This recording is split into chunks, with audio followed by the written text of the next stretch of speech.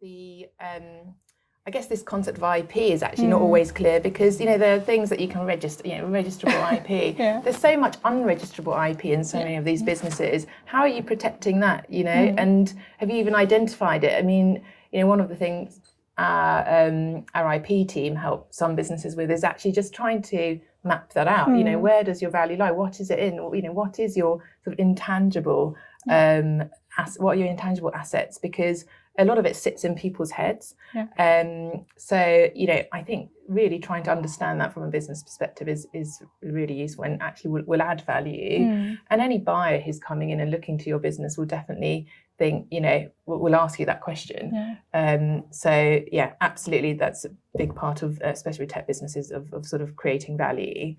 I guess now just sort of thinking ahead to sort of planning for the deal then. So that's sort of just getting your house in order, and you should start thinking about, well, you should, as soon as you have headspace as a founder, once you feel like your business is sort of, ticking along, you should be doing it anyway. But, we generally say 18 months ahead of a sort of big investment round or an exit, you should be just really focusing on this. So I think, the next thing is your team.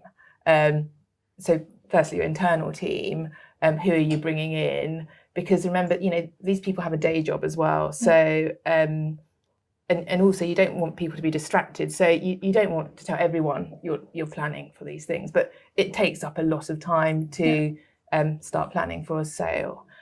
So just think strategically, okay, who needs to be involved? Who will, at what stage do I bring them in? So, the finance director will always have to be involved, or the CFO you will have to involve them quite early on. They'll have, access to a lot of the documents. To the extent you have a legal team, you'll probably want to bring them in. But you don't get people distracted. The rest of the team, they don't need to be involved. You probably, shouldn't. The other thing is how you're incentivizing those people who are in the process is going to take up a lot of time on top of their day job. You don't want them to drop the ball on their day job, because that will impact value. So you need, and yet they'll be putting in extra time. So are there sort of transaction bonuses you need to think about for the individuals, or is the transaction itself going to be an incentivization for them? Are they going to be rolling in? If there's a buyer, do they get some management options or shares as part of that process? So people are at the heart of the process. It's going to be a really intense period for everyone. So make sure that you've got a sort of happy ship with you. So that's your internal team. There's the question then about your external team. Who's going to help you, and what sort of diligence? I'm thinking sales side at the moment. What sort of diligence are you going to need to do on your business before you approach potential buyers? Do you need a corporate finance advisor? Do you need DD advisors? Do you need lawyers?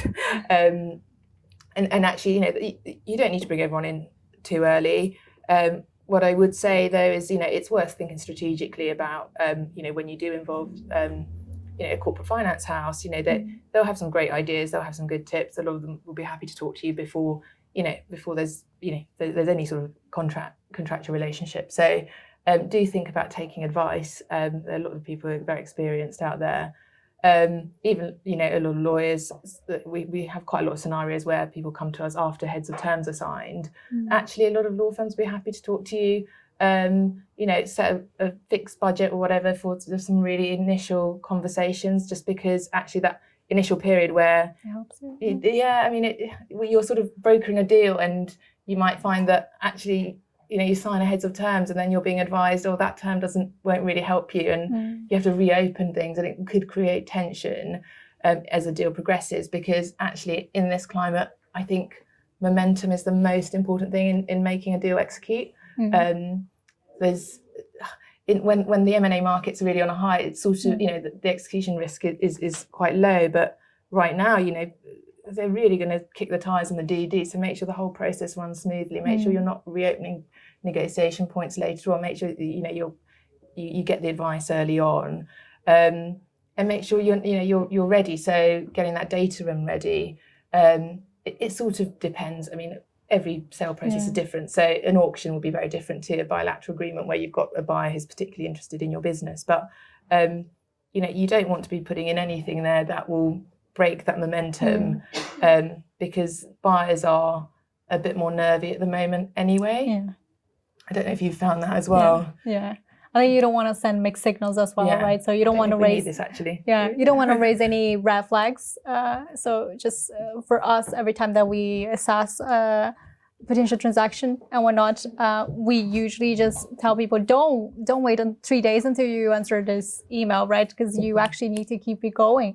I mean, so getting a PGR ready and then getting all your assessments, all your documents, and making sure that you're set to go. It's so important, right? And it sets the tone as well, not only for the round, but for individuals. And if you're actually negotiating a position at the company, it's so important because that's the first impression it's called first impression for a reason, why you're never going to get a second impression the same way from a buyer. And that's so important nowadays because that sets how the relationship is going to be, and potentially months and months of relationship with the buyer until the deal actually closes. So that's we've been seeing quite a lot of that as well.